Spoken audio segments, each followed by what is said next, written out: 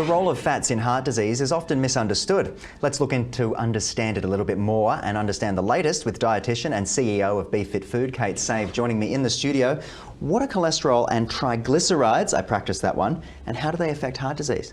So we all have heard about cholesterol, and we know that doctor takes our measures in cholesterol, but not everyone knows there's very different types of cholesterol, and not all of them are bad for us. So we've got this fatty, waxy substance, which is cholesterol in our bloodstream. It's actually essential for every single cell in the cell membrane. It's really critical. It helps with our hormone production, our vitamin D, so it's essential for life.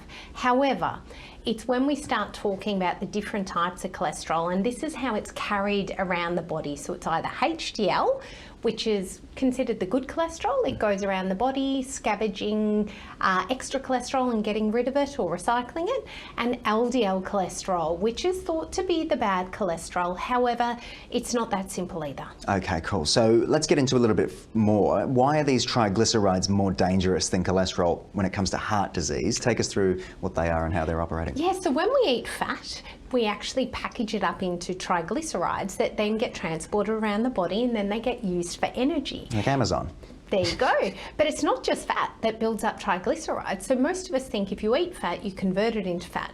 It's actually when you eat carbohydrate or processed foods, and particularly these high GI, ultra processed carbohydrates, you actually start converting them straight into fat as well. And the danger of this is when these triglycerides build up around the body, they get transported around and they're not used because we've got so much energy on board that then they can cause inflammation, which can lead to atherosclerosis.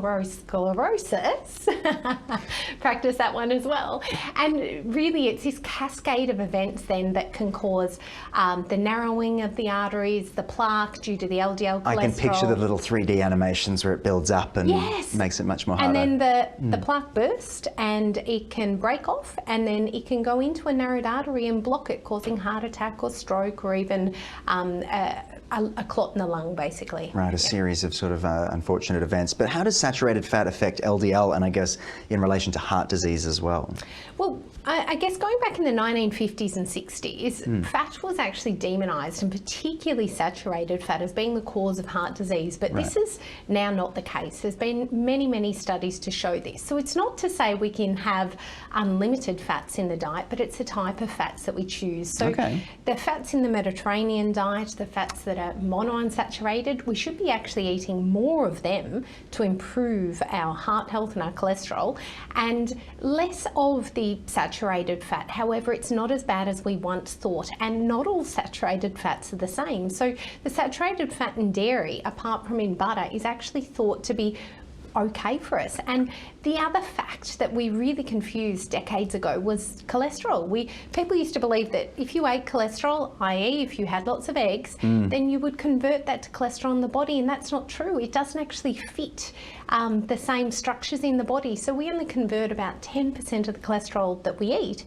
into cholesterol in the body, so it's not really a risk for us. And naturally, all of this is always changing. It's so interesting to see. So why is an LDL cholesterol a reliable heart disease indicator? Because when it comes to heart disease, yes, we've got this package called ApoB for short, and this is where we transport this LDL around, right? And it's once we start dropping off the triglycerides or the fat around the body in these little packages, then they become very dense and dense full of cholesterol. So VLDL, very dense lipoproteins, right? These are the ones that then get sucked up by our arteries, and then we start to form these plaques, which then can narrow and again, there's that image in my head blocking it all up. So what can we do to reduce the risk? I think that's the thing people generally try to strive for. What are the sort of things we can avoid? The best things to avoid is not too much alcohol, because alcohol can actually be converted to fat. Not too much processed foods and processed carbohydrates. Some whole grain carbohydrates are actually good for improving cholesterol. Soluble fibre is the best thing you can do. Soluble fibre, which comes from our plant-based foods, oats, fruit and vegetables, it actually helps us to clear cholesterol.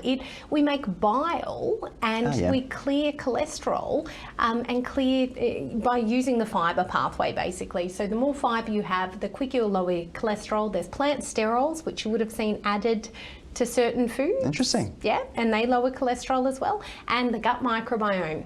Who would have thought? You actually have different types of bacteria in the gut that can lower your risk of heart disease because they don't absorb types of cholesterol, or you can have poor genetics where you actually can't clear cholesterol very well, or this I guess you can eat as well as you want, but you'll have this genetic predisposition. So diet is critical, and exercise. And exercise, of course. I was glad you punctuated it with that. But Kate, I also wanted to touch on your show that you have here on Ticker, The Inspired CEO. Do you want to just tell us a little bit about that before I let you go?